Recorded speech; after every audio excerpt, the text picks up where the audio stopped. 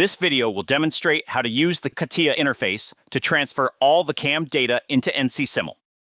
To run the interface, go to Tools, then select Macros. In the macro window, select the NC-Simul connector and click Run. Next, click on the table to select a coordinate system used to align all exported models in NC-Simul.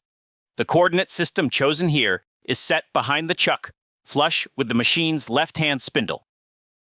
From there, select the models for the part and stock from the individual tabs. As shown, the fixtures are defined separately to allow for specific identification. Clicking on the tool library displays all the tools used in the project, selected and prepared for export. Finally, identify the work coordinate system used in the G-code for this project. Now that the project is ready to be exported, simply click on the green button to run the interface. This will automatically send all the data to NC-Simul, including the part, stock, fixtures, tools, coordinate systems, and post-processed G-code.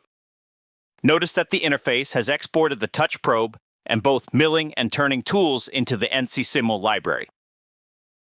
The machining process is now ready to be simulated, ensuring that the final machine code is being certified with a true digital twin well before it reaches the production floor.